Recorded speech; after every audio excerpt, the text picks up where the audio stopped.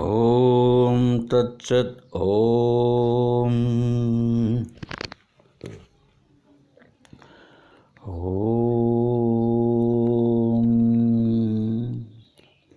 శుక్లాం బ్రహ్మ విచారసార పరమాం ఆద్యాం జగద్వ్యాపినీం వీణాపుస్తకధారిణీం అభయదాం జాడ్యాంధకారాపహం హస్తే స్ఫాటికమాలికాం విదధతీం పద్మాసనే సంస్థితాం వందే తాం పరమేశ్వరీం భగవతీం బుద్ధిప్రదాం శారదాం. ఓం సహనావవతు సహనౌ భునక్తు సహ వీర్యం కరవావహై తేజస్వినావధీతమస్తు మా విద్విషావహై. ఓం శాంతి శాంతి శాంతి. హరి ఓం తత్సత్. మనం ఆగమములో అంటే వేదాల్లో వేద వాంగ్మయంలో సర్వజ్ఞానోత్తరము అనేటువంటి గొప్ప అధ్యాయం. దాంట్లో ఈ అద్వైత సిద్ధాంత ప్రకారంగా ఆత్మ సాక్షాత్కారము అనే ఒక ప్రకరణ గ్రంథాన్ని మనం అధ్యయనం చేస్తున్నాం. నిన్న 15వ మంత్రాన్ని చెప్పుకున్నాం. ఏంటిది? అద్వైత భావనాయుక్త సర్వత్ర ఆత్మని సంస్థిత సర్వగం సర్వదేహంతం పశ్యతి అత్ర నా సంశయ. పరమాత్మ నేనే అనేటువంటి ద్వైత భావన కలవాడు సకల సందర్భములందునూ తన స్వరూపమైన పరమాత్మ యందు నిలకడ కలవాడై ఆ పరమాత్మనే సకల దేహముల యందును సకల జగత్తునందును చూచుచుండును, ఇందు సందేహము లేదు. ఇది ఆ మంత్రానికి ఉండేటువంటి భావన. సరే, నిన్నంతా మనం విచారణ చేశాం. ఏమని? ఇప్పుడు ఇది వేదం, ఉపనిషత్తులు కూడా వేదాలే, వేదాల్లో ఉన్నటువంటివే. ఇటువంటి ఈ శాస్త్రాన్ని బాగా విశ్వాసంతో గురువాక్యాన్ని ఏ సాధకుడైతే జీవితంలో అది శుభం కావచ్చు అశుభము కావచ్చు సకల సందర్భాల్లో కూడా అహం బ్రహ్మాస్మి, నేను పరమాత్మను అనేటువంటి భావాన్ని విడవకుండా ఉండాలి. సర్వత్రా ఆత్మని సంస్థిత అన్నది ఆ మంత్రం. ఎప్పటికి కూడా నువ్వు ఆత్మను నేనే భావంలో ఉండిపో. అట్లు నిరంతరం భావిస్తూ ఉంటే అప్పుడు ఏమవుతుంది? ఈ సకల జీవులంతా ఉన్నారే, అంతా జీవులంటే వీళ్ళే కాదు, దేవతలతో సహా సకల సృష్టి అంతా కూడా, అన్ని శరీరాల్లో ఉన్నదంతా కూడా పరమాత్మయే. సకల జగత్తునందు అంతటికీ అధిష్టానముగా ఉండేదంతా కూడా పరబ్రహ్మమే. ఇవంతా కూడా ఈ ఉపాధులంతా ఒకనాడు వచ్చాయి, ఒకనాడు నశించిపోతుంది. బ్రహ్మగారికి కూడా ఆయనకు యుగం అయిపోతే ఆయన వెళ్ళిపోతాడు. కాబట్టి ఈ శరీరం ఎవరికైతే ఉంటుందో ఇవంతా ఉపాధులు, ఇవంతా నశించిపోతాయి. మరి ఆధారం అధిష్టానమైన పరబ్రహ్మము అది సదాశివ.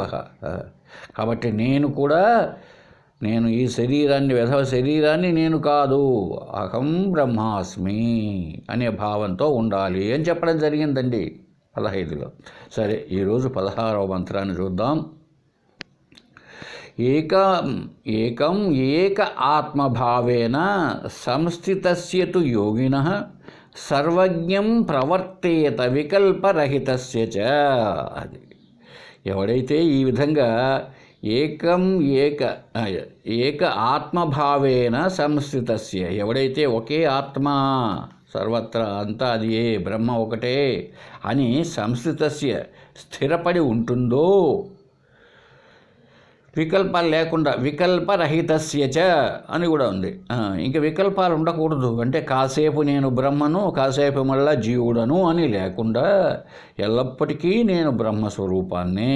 కేవలం ధ్యానం చేసేటప్పుడు మాత్రమే కాదు, నిధిధ్యాసన చేసేటప్పుడే కాదు, నువ్వు అన్ని వేళల్లో నువ్వు బ్రహ్మవే, సదాశివ నువ్వు. ఈ శరీరం ఎల్లప్పటికీ లేనిదే, మార్పులు చెందుతూ ఉంది కదా.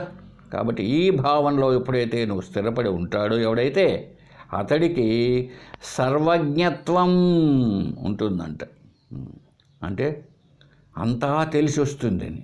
ఒరే చాలా బాగుంది ఇది అనుకోవచ్చు మనం. అంతా ఈ విధంగా ఉంటే, వికల్పాలు లేకుండా, మరి ఈ సర్వజ్ఞత్వం ఎలా ఉంది? విచిత్రంగా ఉందే. సర్వజ్ఞత్వం అంటే అంతా తెలిసి రావడం. ఇప్పుడు మనకి ఎలా ఉంది? ఏదో కొద్దిపాటి తెలివి ఉంది, కించిజ్ఞత్వం ఉన్నది, కించిత్ ఉన్నది జ్ఞానం. నేను బ్రహ్మమును అని స్థిరపడి ఉంటే అంతా తెలిసి వస్తుందన్నాడు. చూసారండి, ఇది కొంచెం మనకు అర్థం కాకపోతే అంతా ఎట్లా తెలిసి వస్తుందండి? అక్కడెక్కడో కోయిట్లో మా అబ్బాయి ఉన్నాడు, వాడు ఎలా ఉన్నాడో కూడా నాకు తెలిసిపోతుందా ఆత్మ నేనేనంటే?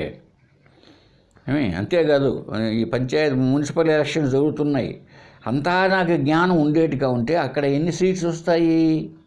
అక్కడెక్కడో విజయవాడలో అని నాకు తెలిసిపోతుందా? ఏంటిది అనిపిస్తుంది.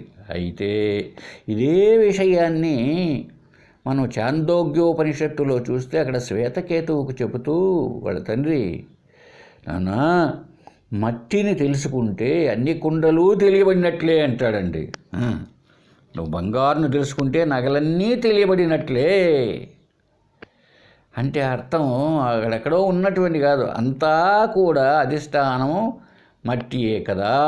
ఈ కుండ మూకుడు లాంటివి ఎక్కడ ఏ ఊర్లో ఉన్నా, ఏ చోట్లో ఉన్నా మట్టే కదా. అలాగే తెలియబడ్డవంటి ఏంటి? ఈ శరీరాలతో ఫలాని అని కాదు, అంతయు ఉండేది పరమాత్మయేని తెలిసి వస్తుంది. అదే సర్వజ్ఞత్వం అంటే. అంతేగాని ప్రతి పదార్థాన్ని తెలుసుకోవడం కాదు. ఇప్పుడు ఈ ఫిజిక్స్ లాగా ఈ నీరు, నిప్పు, విద్యుత్ శక్తి ఇవంతా కూడా ఈ పదార్థ లక్షణాలు, ఇవి తెలుసుకోవడం కాదు. అంతేకాకుండా జ్యోతిష్ శాస్త్రం ఉంది, ఈ జరిగింది జరగంది తెలుసుకోవడం కాదు సర్వజ్ఞత్వం అంటే. మరి ఎట్లా అది సర్వజ్ఞత్వం అని అర్థం చేసుకోవాలి మనం? సర్వమునకు స్వరూపం ఒకటే అయినప్పుడు, అది ఆత్మే అన్నప్పుడు, ఆత్మ కంటే అన్యంగా ఏది లేదు.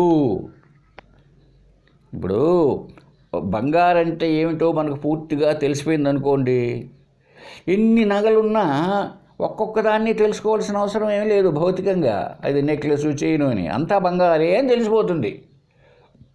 అది సర్వజ్ఞత్వం అంటే. అది ఎవరికైతే ఈ ఆత్మతత్వంలో స్థిరపడి ఉంటాడో, అవి ఎన్ని రూపాలుగా ఉండనివ్వండి. ఏమండి, ఇప్పుడు ఇంట్లో దోశ వేసేది అమ్మగారు, అది ఒకటి పెద్దదిగా రావచ్చు, ఒకటి చిన్నదిగా రావచ్చు, ఒకటి పలసంగా రావచ్చు. అదంతా ఒకటే నేను తెలియడంలే. మనకు రూపనామాలు బట్టి తెలుసుకుంటున్నామా? లేదే. రూపనామాలు తెలుసుకోవడం కాదు, రూపనామాలకు అధిష్టానముగా ఉన్నదేదో అది తెలిస్తే అన్నీ తెలిసి వచ్చినట్టే. అంతేగాని ఏదో అదే అంటూ ఉంటారు చాలామంది, అద్వైతం అంటారు కదండి, ఒకటే కదా, అంతా తెలిసి రావాలి కదా. అంతా తెలిసి వచ్చేది దేనికండి? మనసుకు ఆ శాస్త్రం తెలిస్తే, అసలు లౌకికంలో చూడండి, అంతవరకు వేదాంతం వరకు వద్దు. ఫిజిక్స్ తెలియచ్చు కానీ కెమిస్ట్రీ తెలియాలని ఏం లేదు కదా. ఇప్పుడు ఎంఎస్సి చేసాడండి ఫిజిక్స్లో. ఏమయ్యా నువ్వు ఎంఎస్సి పాస్ కదా, నువ్వు ఆ కెమిస్ట్రీలో చెప్పు పలానా సో అంటే చెప్పగలుగుతాడా? నువ్వేమి ఎంఎస్సీయా అంటే కుదరదు. చూసారండి. అలాగే ఇక్కడ కూడా వేదాంతము అంటే నేను బ్రహ్మమును అన్నదే, అంతయు బ్రహ్మం అన్నదే. కానీ ఈ శరీరాలతో లేకపోతే ఈ పరిసరాలతో అంతా తెలిసి రావాలి. ఒకప్పుడు ఒకరు ప్రశ్న వేసినారు, ఏమండి నన్నే, ఆత్మ మీరు ఎంతసేపు అద్వైతం అంటూ ఉంటారు కదా, ఈ జ్ఞానులకు మోకాళ్ళ నొప్పులు వస్తాయా అని అడిగారండి. నేను చెప్పాను, మంచి ప్రశ్నే. నువ్వు అనుకుంటేది జ్ఞాని శరీరానికే, ఆ అసలైన ఆత్మకి ఏమీ మోకాళ్ళ నొప్పులు ఉండవు. ఎవరికి దేనికి ఉంటాయి? దేనికి ఉంటుంది? ఈ శరీరానికి ఉంటాయి.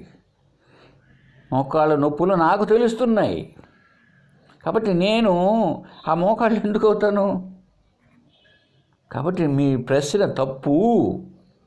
ఏమండి మీ శరీరానికి నీకు అక్కడ శరీరాన్నే నువ్వు ఆత్మ అనుకుంటున్నావు, ఇది వచ్చిన చావు.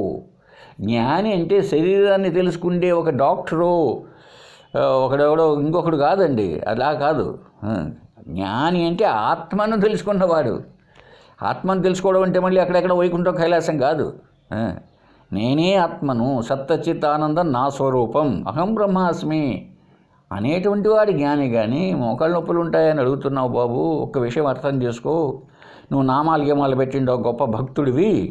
నేను చెప్పిన సమాధానం నీకు ఆత్మజ్ఞానం తెలియదు కనుక నీకు అర్థం కాదు. చెబితే నువ్వు కొలిచేటువంటి ఆ లోపల శివుడు ఉన్నాడు అనుకోండి గుడిలో, ఆ శివుడికి కాళ్ళు నొప్పులు ఉన్నాయా లేదా?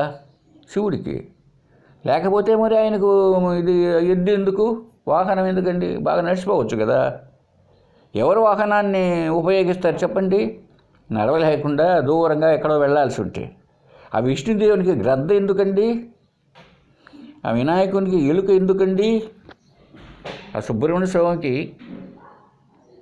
సుబ్రహ్మణ్య స్వామి కుమారస్వామికి నెమలు ఎందుకండి? మీరు దేని భక్తులు కదా, మీరు దేని ఎవరెవరినో కొలుస్తారో వాళ్ళందరికీ ఉందండి కదండి వాహనాలు. కాబట్టి మీరు వేసే ప్రశ్న చాలా తప్పు. వాహనం ఎందుకుంటుంది? ఎక్కడైనా విష్ణుదేవుని ఫోటో చూసారా మీరు? ఆయన ఆదిశేషునిపై పడుకొని ఉంటే భూదేవి శ్రీదేవి కాళ్ళ దగ్గర కూర్చొని ఒత్తుతూ ఉంటారండి. ఎందుకండి కాళ్ళు ఒత్తడం? ఆయన కాళ్ళు నొప్పులు వచ్చేసినాయండి. అర్థం పర్థం లేకుండా వాదనకి ఇవన్నీ ఏమంటారు? కాబట్టి ఆ సర్వజ్ఞత్వం అన్నాడు కదా, ఈయన బ్రహ్మ కదా, అంతటా ఉండాలి కదా, ఏంటో ఇవంత అర్థం కాక. కాబట్టి ఇక్కడ చెప్తున్నాడు చూడండి, సర్వమునకు స్వరూపం ఆత్మయే, ఆత్మ కంటే అన్యంగా ఏదీ లేదు. ఈ జ్ఞానం కలగడమేనండి సర్వజ్ఞత్వం అంటే. అదే కదా భాగవతంలో ఒక పద్యం ఉంది, అందరూ చెప్పుకొని ఉంటారు. హరిమయము విశ్వమంతయు హరి విశ్వమయుండు సంధియము పని లేదు. ఆ హరిమయముగాని ద్రవ్యము పరమాణువు లేదు లోకపావన వింటే. శుకుడు చెప్పాడు చూడండి. అయ్యా బాబు, నువ్వు శ్రద్ధగా వింటే, శ్రవణం చేస్తే, ప్రహ్లాదుడు కూడా చెప్పాడు చూడండి. ప్రహ్లాదుడు, నాన్న నువ్వు వింటే అన్నాడు, గుర్తుందా మీకు? ఎందుకంటే అందులో ఏదైనా సందేహం లేదని చెబుతూ చివరిలో చెప్తాడు, నాన్న వింటే అని. అంటే శ్రవణం చేస్తే, అంటే వేదాంత వాక్యాలను గురువు దగ్గర కూర్చొని నువ్వు ఆ బోధ వింటే అప్పుడు తెలిసి వస్తుంది. హరిమయము విశ్వమంతయు, ఈ జగత్తంతా హరిమయము. అంతేగాని వైకుంఠవాసునికి చెప్పడంలే భాగవతంలో. జగత్తంతా ఆయనేనంట. ఇది బంగారుమయం అంటే ఏమిటి అర్థం? అంతా బంగారుతో ఉంది అని. మరి హరిమయం, హరి విశ్వమయుండు. చూడు, హరి విశ్వమయుండు, సంధియము పని లేదు. డౌట్ పెట్టుకోవకయ్యా బాబు పరీక్షణ్ మహారాజా, సంధియము పని లేదు. ఆ హరిమయముగాని ద్రవ్యము, ఆ హరి లేనటువంటి అధిష్టానంగా లేనటువంటి ఏ మెటీరియల్ అయినా కూడా, ఏ వస్తువైనా, ఏ వస్తువు, పరమాణు, అసలు పరమాణు కూడా లేదయ్యా ఇంకెందుకు. మరి ఇలాగా భాగవతం చెప్తోందండి. మనం అలా అర్థం చేసుకోలేకుండా అక్కడెక్కడో కూర్చొని పెట్టేసి ఆయన పైన, నీవు ఉండేదా కొండపై నా స్వామి నేనుండేది నేలపై. బాగుందండి పాట. అలా చెప్పడం లేదు భాగవతం కూడా. చూడండి, ఇది ఇది ఇది సర్వజ్ఞత్వం. అంతా పరమాత్మ వ్యాప్యము. అంతా ఎప్పుడైతే ఈ నగంతా బంగారుమయము అని అంటామో అంతా బంగారే అని అర్థం, దానికంటే రెండవది లేదు అని. విశ్వమంతా హరిమయము అంటే విశ్వమంతా పరమాత్మ వ్యాపించి ఉన్నాడు. అయితే మనం విడివిడిగా శరీరాలతో రూపనామాలతో చూస్తున్నాం, అదే వచ్చినటువంటి ఇబ్బంది.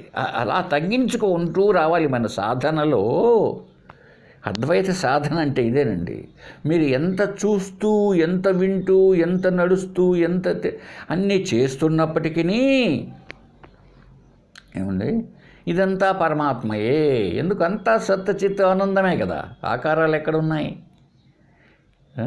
ఇప్పుడు మనం ఉదాహరణకు చెప్పుకుంటే ఎంత కాళ్ళతో నడుస్తున్నాం, చేతులతో పనిచేస్తున్నాము, కళ్ళతో చూస్తున్నాం, చెవులతో వింటున్నాం, నోటితో తింటున్నాం, అంతా చేస్తున్నా నేను. అన్నీగా చూస్తున్నాము, వేరుగా మనకంటే లేదు నేను. చూసామా? లౌకికంగా విచారణ చేస్తేనే. ఇక పారమార్థిక విచారణ అర్థం చేసుకోండి. ఉన్నదంతా ఉనికి, ఎరుక, ఆనందం, మూడే కదా. అది రూపంతో కనపడతా ఉంది. అలాగా రూపంతో, రూపనామాలతో కనపడినంత మాత్రాన వచ్చే నష్టమేమీ లేదు. గుర్తుపెట్టుకోవాలి. ఇదే సర్వజ్ఞత్వం అంటే. అయితే మనకు ఒక సందేహం రావచ్చు. పురాణాలు విని విని విని ఏమి ఋషులంతా పూర్వకాలంలో వాళ్ళు భూత భవిష్యత్ వర్తమాన కాలాలంతా బాగా తెలుసున్నారు కదండి. మరి మీరేమి జ్ఞానులు, మీరంతా పెద్ద పెద్ద ఆశ్రమాలు కట్టుకొని మీరేమి అద్వైతాన్ని చెప్తారండి, మహర్షులంతా ఉన్నారేంటే అది జ్ఞానం కాదు బాబు, ఆత్మజ్ఞానం కాదు అది. అది వాళ్ళు వేరే సిద్ధులు అనిమాది అష్టసిద్ధులు అంటారే, అది వేరే విద్య, వేరే ఆత్మ బ్రహ్మ విద్య కాదు అది. అది మోక్ష విద్య కాదు, మోక్షాన్ని ఇచ్చేది కాదు. అది వాళ్ళు చేసినటువంటి తపస్సు ఉందే, ఆ సిద్ధులు పొందడానికి చేసిన కర్మలు ఉన్నాయి, అవే వాటికి కారణం. ఇప్పుడు 10th క్లాసు పిల్లలు రాస్తున్నారండి, 40 మంది ఉన్నారు క్లాసులో అనుకుంటే, కొంతమంది కేవలం చదువుపైనే ధ్యాస పెట్టి 10th పాస్ అయ్యారు. కొంతమంది చదువుతో పాటుగా బాగా మంచి గేమ్స్ ఆడారు. ఆ గేమ్స్ ఫుట్బాల్లోనూ అవి ఇవి ఆఖరకు జిల్లా లెవెల్ పోటీల్లో కూడా పోయారు. అది చదువుకు సంబంధించింది, 10th క్లాస్ పబ్లిక్ పరీక్షకు సంబంధించింది కాదు అది. అక్కడ సర్టిఫికెట్లో ఏమి అయ్యా ఈయన గేమ్స్లో వచ్చినాడు మహాను ఉండదు. గేమ్స్ ఆడి బ్రహ్మాండంగా ఆడి చదువు లేకుండా పోతే వాడు 10th ఫెయిల్, మళ్ళీ ఇంటికి రావాలా, పశువులు మేపుకోవాలి. చూసారా? అలాగే మోక్ష విద్య, ఆత్మ విద్య, బ్రహ్మ విద్య ఇది వేరే. మిగిలిన విద్యలు ఉన్నాయి ఎన్నో అని చెప్తాడే నారదుడు సనత్ కుమారుడితో, నాకు 64 విద్యలు తెలుసు అన్నాడు. బాబు అన్నీ తెలిసినా, అన్నీ 64 వచ్చినా అసలైన నువ్వు ఆత్మవిద్య తెలుసుకోవాలా. ఒరి పూల నీకు తరతి శోకం ఆత్మవిద్య అంటే ఎట్లా అవుతుంది? ఆత్మను తెలుసుకున్నవాడే శోకాన్ని దాటగలుగుతాడు జన్మ లేకుండా. నువ్వు 64 తెలుసుకొని ఏం ప్రయోజనం అంటాడు భూమా విద్య అని ఛందోగ్యోపనిషత్తులో. కనుక ఈ సర్వజ్ఞత్వము, భూత భవిష్యత్ వర్తమానాలు తెలుసుకోవడము, నిప్పులపై నడవడం, గాల్లో, ఇవంతా కూడా ఆయా ఆత్మజ్ఞాన లక్షణం కాదు. ఈ తపశ్శక్తులకు ఆత్మజ్ఞానానికి సంబంధమే లేదండి. కాబట్టి ఇక్కడ ఒక మంచి ఉదాహరణ తీసుకుందాం. ఇప్పుడు ఒక క్లాసులో ఉందండి, ఒక సబ్జెక్ట్ తీసుకుంటాడు, అందరికీ సమానంగానే చెప్తాడు. అప్పుడు అందరూ అదే వింటారు. అయితే అక్కడ చూడండి, దాంట్లో కూడా స్టూడెంట్స్ ఇప్పుడే చెప్తేనే దాంట్లో పేదవాళ్ళు ఉంటారు, ధనవంతులు ఉంటారు, కొంచెం మంచి కవిత్వం వచ్చిన పిల్లలు ఉండొచ్చు, మంచి డ్రాయింగ్ వేసే పిల్లలు ఉండొచ్చు. ఇలా ఎంత ఉండినా కూడా వాళ్ళు నేర్చుకునేటువంటి శాస్త్రజ్ఞానం ఉంది, ఆత్మశాస్త్రం, అది ఒకటే. అట్లాగే ఇక్కడ కూడా ఆత్మతత్వాన్ని గురువుగారు ఏం చేస్తాడు, శిష్యులందరికీ కూడా సమానంగానే చెప్తాడు. అయితే వాళ్ళల్లో కొంతమందికి శ్రద్ధ కలిగి ఇతర విద్యలు కూడా నేర్చుకోవచ్చు, తపశ్శక్తులు సంపాదించవచ్చు, కొందరికి లేకపోవచ్చు, కొందరికి పాండిత్యం ఉండవచ్చు, కొందరికి వాస్తు శాస్త్రం వచ్చి ఉండవచ్చు, కొందరికి తంత్ర మంత్ర శాస్త్రాలు వచ్చి ఉండవచ్చు. కాబట్టి ఈ మహిమలు, పాండిత్యాలు ఇవంతా ఆత్మజ్ఞానానికి సంబంధించినటివి కాదు, సర్వజ్ఞత్వ లక్షణాలు కాదండి. సర్వమునకు స్వరూపం ఆత్మయే అని తెలుసుకోవడమే సర్వజ్ఞత్వం, అంతేగాని మిగిలింది కాదు. ఇప్పుడు చూడండి, మనం విచారణ చేస్తే పురుషుడు సంపాదించవలసింది అంటే పురుషార్థములు 4 అని చెప్తాం. ఏవి? ధర్మ, అర్థ, కామ, మోక్షాలు. ఇవి సంస్కృతంలో ఏంటంటే పదాలు ఎట్లంటే అట్లా కూడా ఉంటాయండి. వాటిని మనం మార్చుకొని అర్థం చేసుకోవాలి.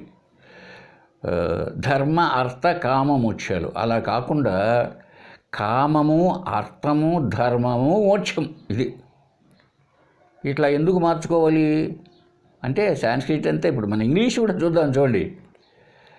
ఐఎమ్ గోయింగ్ టు రాజంపేట్ అన్నారనుకోండి, మీరు అర్థం చెప్పండి. నేను పోచున్నాను కు రాజంపేట, అలా అలా అర్థం చేసుకుంటామా ఏమండి? ఐఎమ్ గోయింగ్ టు రాజంపేట్, నేను పోచున్నాను కు రాజంపేట. మనం మన భాషలోకి వచ్చేటప్పటికి అలా ఉండదు. తెలుగులో నేను రాజంపేటకు పోతున్నాను అంటాం, చూసారండి. అలాగే ఇప్పుడు ఈ పురుషార్థాలు 4లో కామము ఏమండి, అర్థము,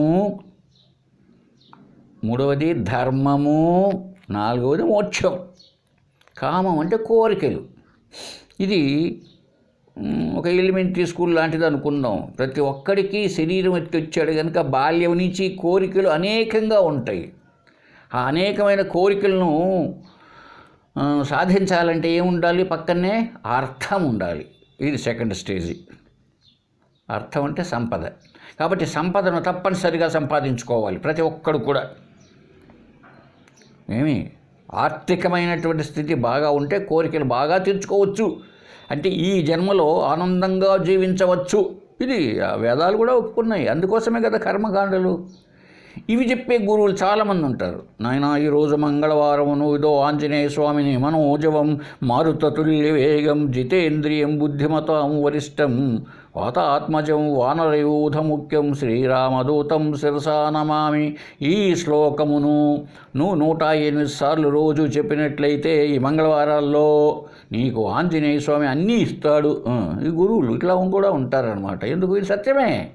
ఇది ఎలిమెంటరీ స్కూలు. కోరికలు ఉంటే కోరికలు తీరాలంటే ఏదో ఒకటి చేయాలి కదా. శుక్రవారం వచ్చింది, లక్ష్మీదేవిని పూజ చేయి, అష్టలక్ష్మి పూజ చేయి బాగా. సుందరి మాధవి చంద్ర సహోదరి హేమమయే, ఏదో మర్చిపోయానండి ముందు. అలాగా లక్ష్మీ స్తోత్రం చెయ్యి అని చెప్పే గురువులు వస్తారు మనకు, టీవీలో కనపడుతూనే ఉంటారు. తప్పు కాదు, అది ఆ స్థాయి. ఆ తర్వాత కోరికలు అయిపోయింది, బాగానే ఉన్నాడు ఇహలోకంలో.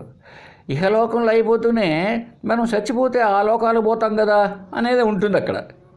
కనుక ధర్మ కార్యాలు చేయి, అంటే దానము, ధర్మము, యాత్రలు, నదుల్లో మునగడాలు, ఇవన్నీ చెయ్యి.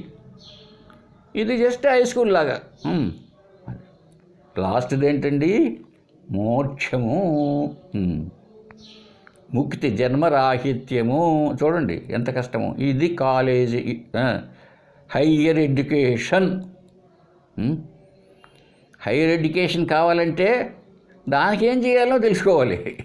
దానికి కింది హిందీ కాదు. హయ్యర్ ఎడ్యుకేషన్లో ఉంటే ఆ సబ్జెక్ట్ తెలుసుకోవాలి అంతే. కాబట్టి ఇక్కడ కూడా ఏంటంటే తమాషా, ఈ మొదట్లో చెప్పే గురువులు ఉంటారు, కామార్థాల గురించి చెప్పేవాళ్ళు అధికంగా ఉంటారు అసలు లోకంలో 90%. తర్వాత ధర్మం చెయ్యి, దానం చెయ్యి, ఇంత పుణ్యం, యజ్ఞం చెయ్యి, ఇంత పుణ్యం అని చెప్పేవాళ్ళు ఉంటారు. వాళ్ళు 90 అయితే వీళ్ళు ఒక 3% వేసుకో. తర్వాత చచ్చిపోతేను అని చెప్తూ ఉంటారు వాళ్ళే, నువ్వు బాగా ఆ లోకానికి పోవాలి, ఈ లోకానికి పోవాలని. అదే వీళ్ళను మనం ఒక 5% వేసుకుంటే 95. ఇంకెంత మిగిలింది? ఏదో 2%, 3% మోక్షం కోసం చెప్తూ ఉంటారండి. ఇలాగా కూడా ఉంటుంది. అటువంటి సాధకులు ఉంటారు, ఈ మోక్షం కోసం ప్రయత్నం చేసే సాధకులు ఉంటారు, చెప్పే గురువులు ఉంటారు. ఒక 50 మేము కొత్తలో ఉద్యోగంలోకి వచ్చినప్పుడు ఎడ్యుకేషన్లో కూడా చూడండి, లోయర్ గ్రేడ్, ఇప్పుడు నుండే వాళ్ళకి తెలియదు, లోయర్ గ్రేడ్ అని ఉన్నదండి. అతను టీచరే. అంటే ఎలా చదువు? 5th క్లాసే. చాలామందికి ఇప్పుడు విచిత్రం వేయచ్చు. 5వ తరగతి చదువుతూనే ట్రైనింగ్ పోతే లోయర్ గ్రేడ్ టీచర్ అంటారండి. ఎలిమెంటరీ స్కూల్లో పనిచేస్తుంటారు. చూశాను. మాతో 19 65లో ఒక యూపీ స్కూల్లో ఒక ఆమె ఉండేది, ఆమె లోయర్ గ్రేడ్, అంటే 5వ తరగతి. ఆ తర్వాత థర్డ్ ఫార్మ్ అని, అంటే 8th క్లాసు తర్వాత చదివిన వాళ్ళందరికీ కూడా హయ్యర్ గ్రేడ్. హయ్యర్ అన్నారు, గొప్పది ఏం కాదు, ఎలిమెంటరీ స్కూల్లో పనిచేస్తారు వాళ్ళు. 8th క్లాస్ పోయి ట్రైనింగ్ పోయి వచ్చినాడు. తర్వాత సెకండరీ గ్రేడ్, వీళ్ళు SSLC అంటే 11వ తరగతి చదివి ట్రైనింగ్ పోయి వస్తారు. వీళ్ళు ఎలిమెంటరీ స్కూల్లోనూ హై స్కూల్లో కూడా థర్డ్ ఫార్మ్ వరకు, అంటే 6th 7th 8th క్లాస్ వరకు బోధించేవాళ్ళు. ఆ తర్వాత 9th 10th 11th అంటే SSLC ఈ 3 క్లాసులకి బీఈడీ అసిస్టెంట్స్, బీఈడీ టీచర్లు ఉండేవాళ్ళు. వాళ్ళు డిగ్రీ BAనో BScనో చదివి వస్తారు. అంటే ఈయన చూశారండి ఇప్పుడు ఎంతమంది ఉన్నారు teachers. Lower grade teacher, higher grade teacher, secondary teacher, BEd teacher.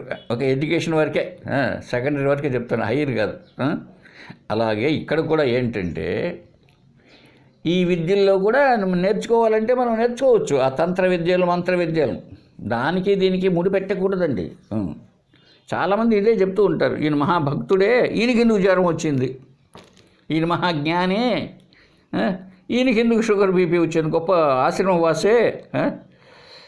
స్వామి చిన్మయానందకు న్యూయార్క్లో హార్ట్ ఆపరేషన్ చేస్తూ చనిపోయాడు ఆయన. మరి పెద్ద జ్ఞాని కదా అంటే చూడండి, అది అలా ఉండాలి. కాబట్టి ఈ విషయాన్ని ఇదే ఎప్పటికీ ఏం చేయాలప్పుడు మనం సర్వజ్ఞత్వం రావాలంటే ఆత్మలో సంస్థితి చెంది ఉండాలి. ఏక ఆత్మ భావేన, చూడండి, ఏకాత్మ భావేన సంస్థితస్య, ఎవడైతే ఏకాత్మ భావనలో సర్వజ్ఞత్వం ప్రవర్తీయత వికల్పరహితస్య చ, వికల్పాలు లేకుండా, అంటే తానే బ్రహ్మమును అన్నటువంటిది నిలకడగా తెలిసి ఉండాలి. అలాగే స్థిరపడి ఉండాలన్నమాట. అంతే, స్థిరపడకుండానే కాతగా కాదు. ఎవరైతే స్థిరపడి ఉంటాడో అప్పుడు అంత సర్వభూతస్థమాత్మానం సర్వభూతాని ఆత్మని అంటుందే భగవద్గీత. అలాగా అంతయు పరమాత్మయే.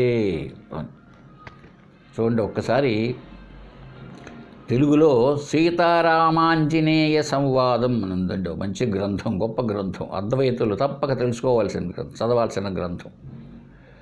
అంటే శ్రీరామచంద్రుడు వారు ఆంజనేయ స్వామికి బోధిస్తాడండి. సాంస్క్రిట్లో ముక్తికోపనిషత్తు కూడా ఉన్నది, ఆంజనేయునికి శ్రీరామచంద్రుడు బోధించడం. అది సంస్కృత గ్రంథం, ఇది తెలుగు గ్రంథం. చూడండి, మరి ఆయన ఏంటండి, మళ్ళీ ఆయనకు వేదాంత బోధ అవసరమైంది, మరి చెప్పాలి. అది లేకపోతే వేస్ట్ కదా. జీవితంలో ఆధ్యాత్మ విద్య అయినటువంటి అద్వైత శాస్త్రాన్ని విని తాను బ్రహ్మముగా ఉంటేనే అది మోక్షం. అది సాక్షాత్తు అవతార పురుషుడైన శ్రీరామచంద్రుడే వశిష్ఠుని దగ్గర బోధ పొందాడండి. కనుక ఏదో మేము భక్తి చేసుకుంటున్నాం, చేసుకో చేసుకో చేసుకో, అది అక్కడ శ్రీరామచంద్రుడు చెప్పాడు. చూడండి, ఆంజనేయ స్వామికి, ఏ దేశముననైనా ఏ కాలముననైనా ఏమి చేయుచునైనా ఎట్టులైనా అఖిల వికారంబులు అవిద్యకంబులు నేను అవికారుండ నిష్ప్రపంచ నిర్వికల్ప అఖండ నిశ్చల నిర్మల అవ్యయ సచ్చిదానందమయ నిరీహ పరిపూర్ణ నిర్గుణ ప్రత్యేగాత్మ అభిన్న పరమాత్ముడనటంచు పరమనిష్ఠ సంతతంబును తనుగాంచు సజ్జనునకు మంత్రతంత్రంబులేల కర్మంబులేల నామ వర్ణాశ్రమ అభిమానంబులేల. ఓ ఆంజనేయ, ఏ స్థలంలో అయితేనేమయ్యా, ఎక్కడికో కాశీ పోయి హిమాలయాలు పోయి కాదయ్యా బాబు, ఏ కాలముననైనా తెల్లవారుజామునో అర్ధరాత్రి కూర్చోనో ఇలా కాదు బాబు, ఎట్టులై ఏమి చేయుచునైనా నువ్వేం చేస్తున్నావో నష్టంలే, ఉద్యోగం చేస్తున్నావా, వ్యాపారం చేస్తున్నావా, లేకపోతే స్నానం చేస్తున్నావా, పని చేస్తున్నా, ఇలా కాదు, ఏం చేస్తున్నా ఇక్కడ ఎట్టులైన నువ్వు ఎట్లానయ్యా ఉండవయ్యా, నువ్వు కాషాయం వేసుకుంటావా వేసుకో, తెల్ల చొక్కా వేసుకుంటావా వేసుకో, గీరల చొక్కా ప్యాంట్ వేసుకో, ఏ విధంగానైనా చూడండి. అఖిల వికారంబులు, ఈ మార్పులన్నీ కూడా శరీరంతో సహా మార్పులు అవుతున్నాయి కదండి లోకంలో, జగత్తులో. ఇవంత ఏంటి? అవిద్యకంబులు. ఈ మార్పులంతా కూడా శరీర మార్పులు ఇవంతా లెక్కాచారం ఇస్తే ఇవంతా అజ్ఞానము చేత ఏర్పడినటువంటివి. నేను అదండి, నేను శ్రీరాముడు చెప్తున్నాడు నేను అని. ఇక్కడ నేను అంటే శ్రీరాముని యొక్క శరీరాన్ని పోల్చుకొని అర్థం చేసుకోకూడదు. భగవద్గీతలో నేను చాలాసార్లు చెప్పాను. అక్కడ నేను అంటే కృష్ణుడు అని ఇస్కాన్ వాళ్ళు చెప్పినట్టు తప్పు. నేను అంటే అహం, అహం అంటే ఆత్మ, బ్రహ్మ. అది నేను అవికారుండ, నేను మార్పులు లేనివాడిని నాయన ఆంజనేయ అంటే శరీరం కాదు, శరీరం మార్పులు చెందుతూ ఉంటుంది. 4 రోజులు ఊరికైనా ఉంటేనే గడ్డమైనా పెరుగుతుంది, వెంట్రుకలైనా పెరుగుతాయి. కాబట్టి నేను అంటే ఆత్మ, అవికారుండ, నిష్ప్రపంచ, ప్రపంచమే లేదయ్యా నాకు బాబు, నిష్ప్రపంచ, నిర్వికల్ప, ఏ వికల్పాలు లేవు అంటే సంకల్ప వికల్పాలు అట్టాటి ఏళ్ళు, అఖండ, పీసు కాదు నేను అంటే పరిచ్ఛేదాలు లేవు, పరిమితులు లేవు, నిశ్చల, అట్లా ఇట్లా కదిలేదటో కాదు, నిర్మల, ఏ మలములు లేవు అంటే ఏ తప్పులు ఏ పాపాలు ఏమిటి రెండవది ఏది లేదంటే పరిశుద్ధమైనటువంటి ఎవరో నేను, నిర్మల, అదే ఏ మలములు లేవు, అవ్యయ, నాశనం లేదు నాకు, శరీరానికి నాశనం ఉంది, నాకు నాశనం లేదు, సత్ చిత్ ఆనందమయ, ఇది అర్థమైంది అందరికీ. నిరీహ, ఏ కోరికలు లేవు, కోరికలు ఉండేది ఏదో మనస్సుకు శరీరానికి, నాకేమి నేను సర్వత్రా నేనే వ్యాపించి ఉంటే నాకెక్కడదే కోరికలు, మనసుంటే కోరికలు లేవు. పరిపూర్ణ, నేను ఎట్టేటోండి పరిమితి అనుకున్నావేంటి, ఆత్మ కాదు, లేవు. నిర్గుణ, ఏ గుణాలు లేవు, సత్వరజ తమో గుణాలు అయ్యో రామ అవి శరీరానికి మనస్సుకు సంబంధించినవి బాబు, మాయకు సంబంధించినవి ఆ త్రిగుణాలు. నేను గుణాతీతుడను, ఏ గుణములు లేవు, ఏ గుణాలు కలిగినా నేను తెలుసుకుంటూ ఉన్నా. ప్రత్యేక ఆత్మ, నేను ఆత్మస్వరూపాన్ని, కూటస్థుణ్ణి, వేరు కాదు నేను. ఈ ప్రత్యేగాత్మే పరమాత్మ. అభిన్న పరమాత్ముడనటంచు, పరమాత్మ కంటే అభిన్నము, పరమాత్మ కంటే వేరు కానటువంటి ప్రత్యేగాత్మను. పరమాత్మ కంటే ఈ జీవాత్మ అన్నది వేరు కాదు. అటంచు అని అని అని చూడండి, పైన చెప్పిన ఈ లక్షణాలన్నీ కలిగి పరమనిష్ట, బాగా నిష్ఠతోనండి ఇదే జీవిత పరమార్థంగా భావించడమే పరమనిష్ట. పరమనిష్ట సంతతంబును, ఆల్వేస్, ఎల్లప్పుడూ తనుగాంచు, తనను తాను తెలుసుకుంటూ అంటే ఆత్మ అనుసంధానములో ఉంటూ. బ్రహ్మానుసంధానం అంటామేంటే ఏంటి? నేనే పరమాత్మ, నేనే పరమాత్మ, అహమస్మి, అహం బ్రహ్మాస్మి, సోహం, ఇలాగా కలుపుకుంటూ బ్రహ్మను నేనే భావాన్ని తెచ్చుకోవడమే బ్రహ్మానుసంధానం. అనుసంధానం తెలుసు కదా మనకు, నదుల అనుసంధానం అంటూ ఉంటారు రాజకీయ నాయకులు. ఆ గోదావరి నదిని తీసుకొని వచ్చి కృష్ణానదిలో కలపడమే ఆ 2 నదుల అనుసంధానం. అలాగే ఇంతవరకు నేనేమనుకుంటూ ఉన్నాను, నేను జీవాత్మను అనుకుంటూ ఉన్నా, ఆయన పరమాత్మ అనుకుంటూ ఉన్నా. అలా కాదు, ఇప్పుడు ఏం చేయాలి? రెండింటిని కలిపి. ఎందుకు? నీవే నేను, నేనే నీవు, ఇలాగా భావం చేసేటువంటి తనుగాంచు, ఇదే తెలుసుకోవడం. సత్జనునకు, మంచి ఆయనకు, సజ్జనుడు అంటే మంచి జ్ఞానికి, ఇట్లాంటి మహాత్మునకు మంత్రతంత్రంబులేల, అయ్యో ఈ మంత్రాలు తంత్రాలు యంత్రాలు అంటూ ఇవన్నీ ఎందుకయ్యా బాబు? ఏం చేసుకొని వీటితో 10 రూపాయలు సంపాదించుకోవచ్చు. నువ్వు చెప్పాల్సింది అటువంటి వాడు మోక్ష మార్గంలో ఉండేవాడికి నేనే ఆత్మను అని అనుసంధానం చేసే గొప్పవాడికి ఈటిలతో ఏం పని అయ్యా? భూమిలో డబ్బులు ఎక్కడో దాచిపెట్టుంటారు, లేపుతా.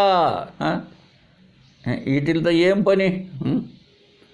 కర్మంబులేలా ఎందుకయ్యా కర్మలు ఊరికనే ఇట్టారి గొప్ప ఇటువంటి మహాత్మునికి ఎటువంటి పైన చెప్తామే, నేను ఈ మార్పులన్నీ శరీరానికి అజ్ఞానానికి సంబంధించినవి, నేను మార్పులు లేనివాడిని, నేను సత్తచిత్ ఆనందమయ పరిపూర్ణమైనటువంటి వాడిని, నేనే పరమాత్మను అనేటువంటి ఎప్పటికీ గుర్తుపెట్టుకుండేవాడికి కర్మలతో ఎందుకు వచ్చాయ్యా?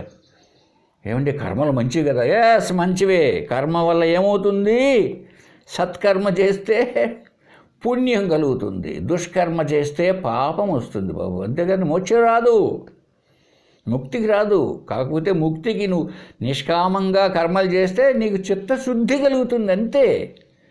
కేవలం చిత్తశుద్ధియే మోక్షం కాదు, చిత్తశుద్ధి ఒక కారణం, మోక్షానికి ఒక బహిరంగ సాధన అంతే. కాబట్టి అసలు వాడు ఎట్లా ఉన్నాడు ఇప్పుడు? ఈ సజ్జనుడు చూడు, నేనే బ్రహ్మను అహం అనే స్థాయిలో ఉన్నాడు. వాడికి ఎందుకు కర్మలు? ఇక కర్మంబులేల జపతపో దాన యజ్ఞంబులేల, జపము తపము దానము యజ్ఞం ఎందుకయ్యా ఇవన్నీ?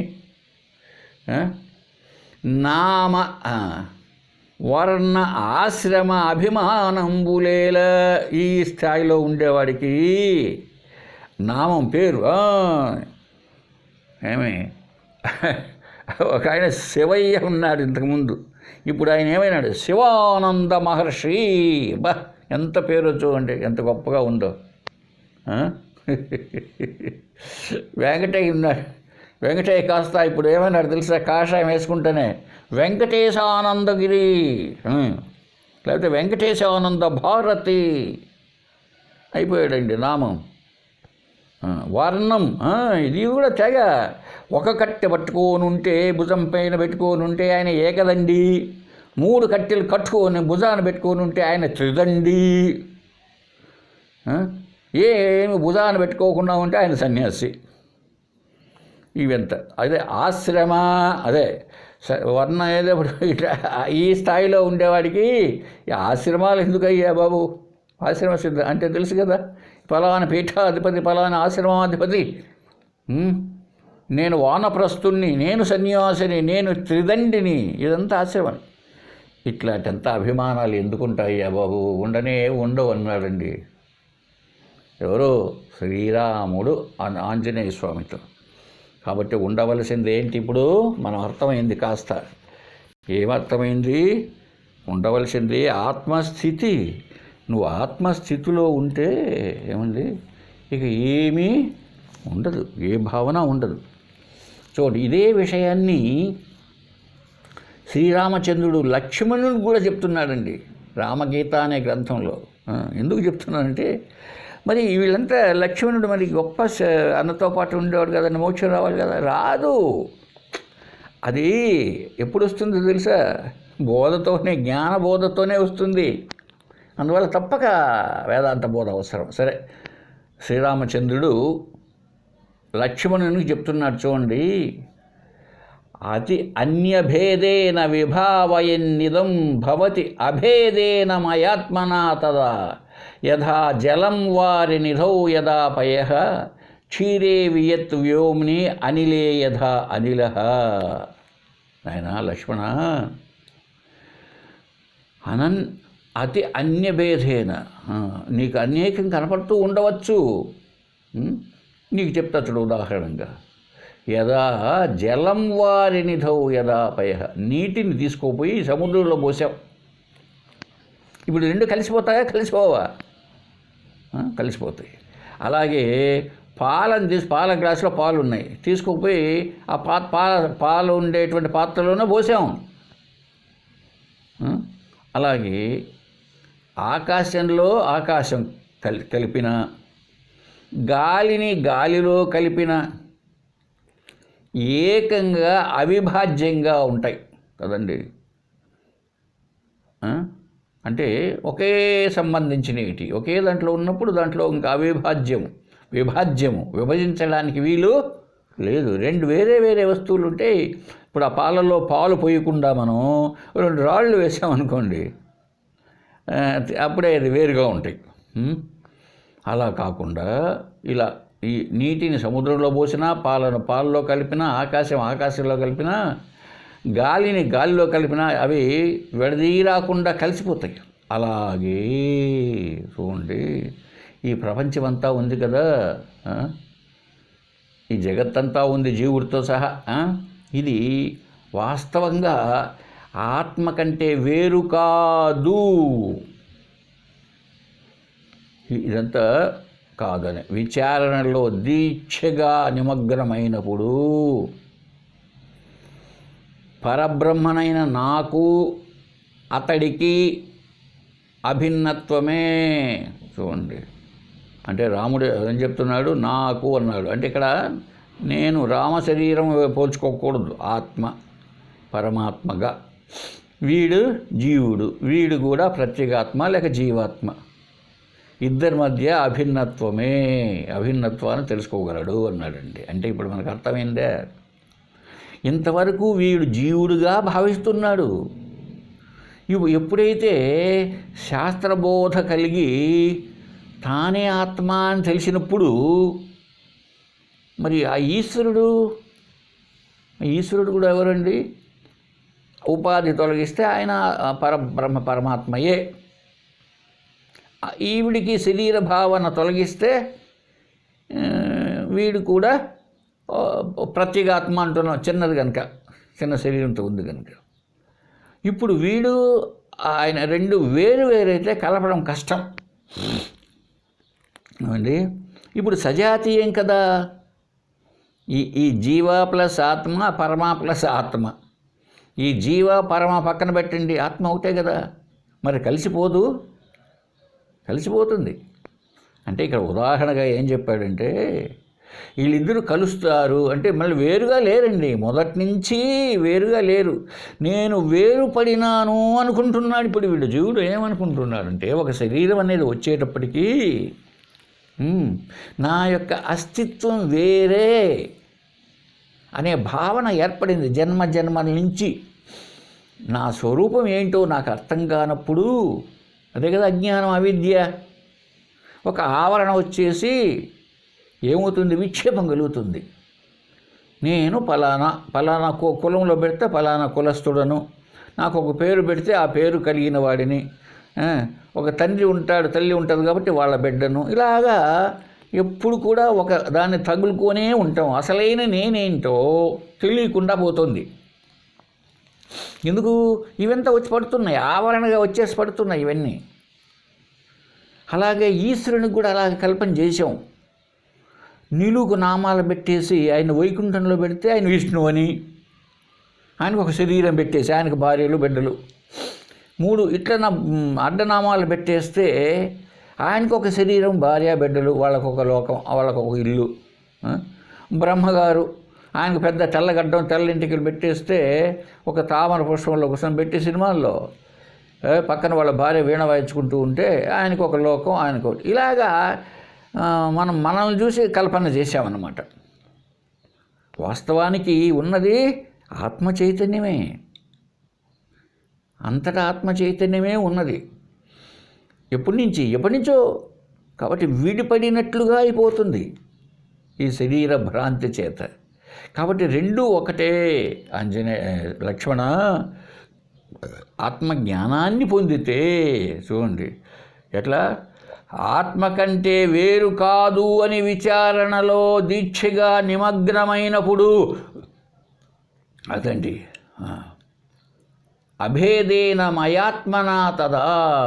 అది నీవు అభేదాన్ని దర్శించినప్పుడు, రెంటి మధ్య జీవేశ్వరుల మధ్య భేదం లేదు అనేటువంటి నీ సాధనలో తెలిస్తే అప్పుడు అతడికి నాకు తేడా లేదు.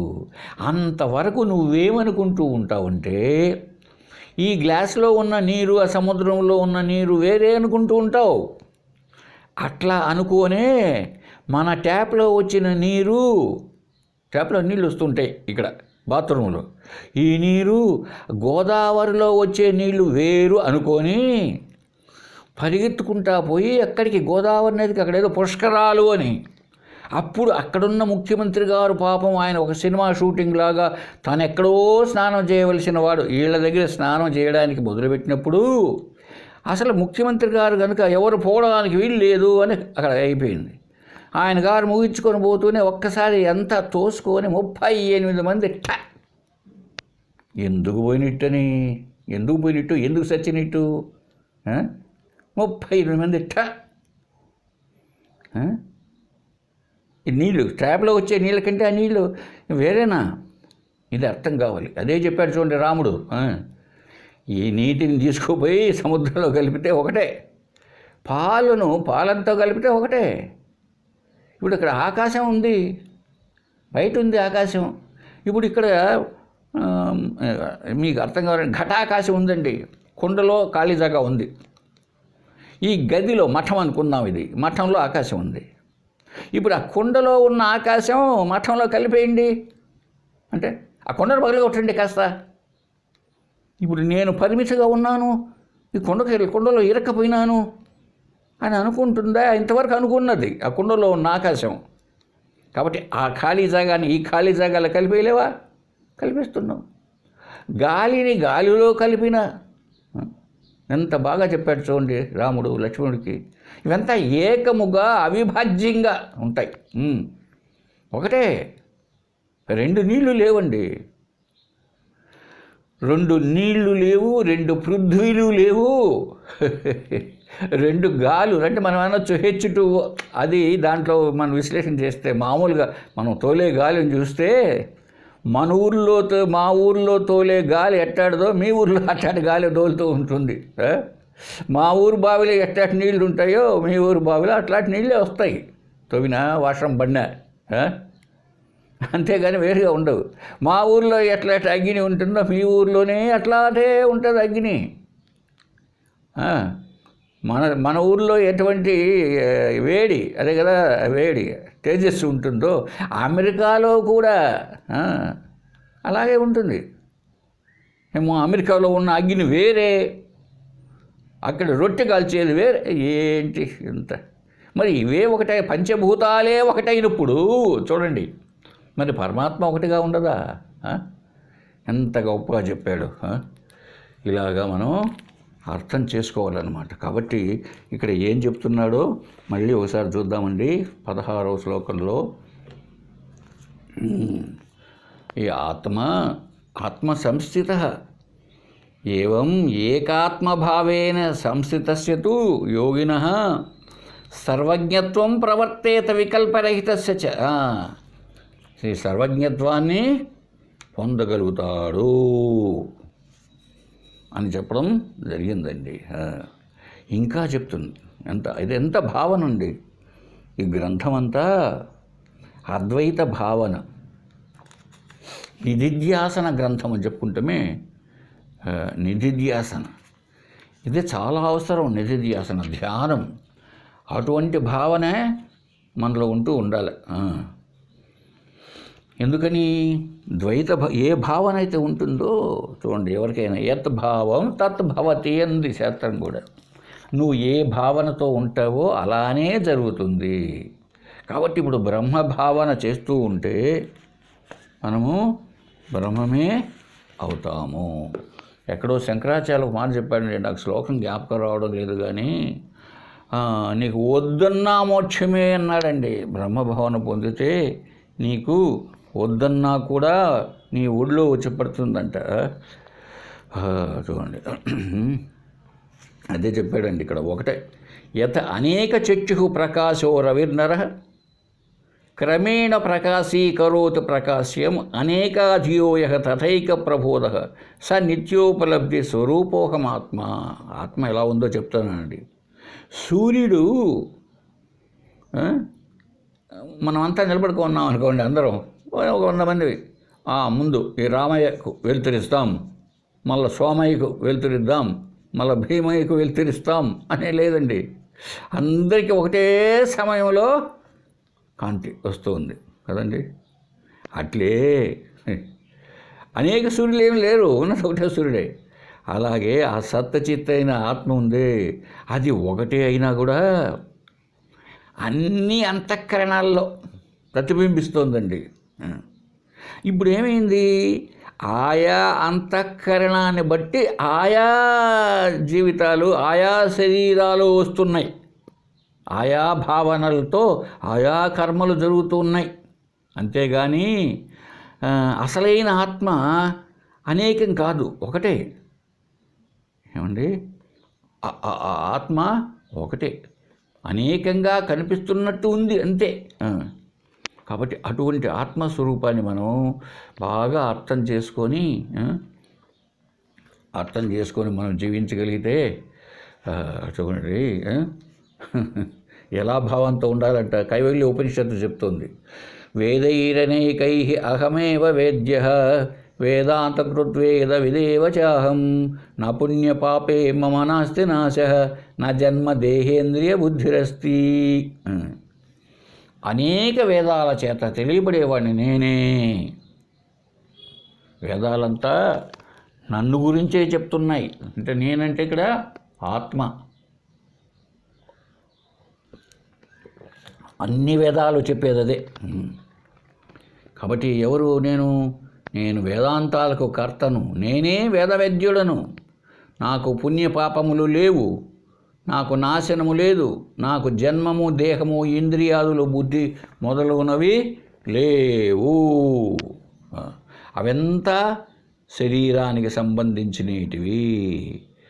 శరీరానికి సంబంధించిన వాటిల్ని మనం ఏం చేస్తున్నాం, వాడెవడో బస్సులో కూర్చొని నెత్తిన మూట పెట్టుకొని కూర్చున్నా అంట. ఎందుకని, ఏమయ్యా నెత్తిన పెట్టుకొని కూర్చున్నామంటే బస్సు మొయ్యలేదేమో సార్ ఇంతమందిని అని. అలాగా మనం కూడా ఏం చేస్తున్నాం, శరీరానికి సంబంధించిన విషయాలన్నింటినీ ఈ నేను మీద ప్రయోగిస్తున్నాం. నేనుకు ఆరోపిస్తున్నాం. సత్యానికి నాకు సంబంధించింది ఏది కాదు. ఇది శరీరానికి ప్రతి ఒక్కటి కూడా, జగత్తులో ఏదైనా కూడా అంతేనండి. కనుక ఈ భావన నిధిధ్యాసన భావనగా ఉండాలి.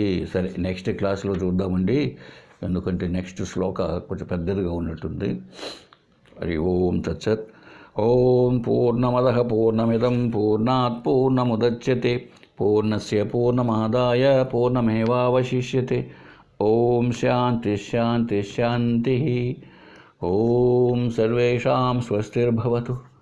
ఓం సర్వేషాం శాంతిర్భవతు. ఓం సర్వేషాం పూర్ణం భవతు. ఓం శాంతి శాంతి శాంతి.